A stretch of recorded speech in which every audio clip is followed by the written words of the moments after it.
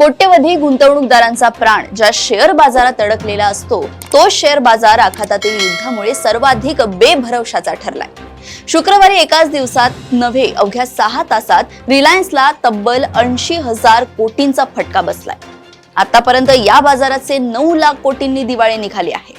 युद्धावर तोडगा निघण्याची बातमी आली की भरभर चढणारा निर्देशांक पुढच्याच मिनिटाला तेहरानवर पुन्हा हल्ले झाल्याची बातमी येताच दणकन आपटतोय। हा प्रकार अगदी युद्धाच्या पहिल्या दिवसापासून सुरू आहे। युद्धामुळे धास्तावलेल्या गुंतवणूकदारांनी मोठ्या प्रमाणात विक्री सुरू केल्याने सोने चांदी इतर मालमत्तांच्या किमती वेगाने खाली येत आहेत।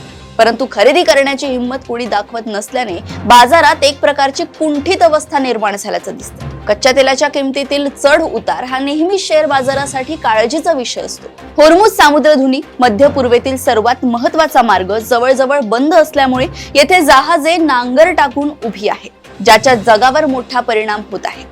कच्च्या तेलाची किंमत $100 प्रति बॅरलवर ट्रेड करत आहे, त्यामुळे महागाई वाढण्याची भीती आणखी एक महत्त्वाचा घटक आहे। तेलाची किंमत अशी चढती राहिल्यास मध्यवर्ती बँका व्याजदर कमी करणार नाही याची चिंता गुंतवणूकदारांना वाटत आहे।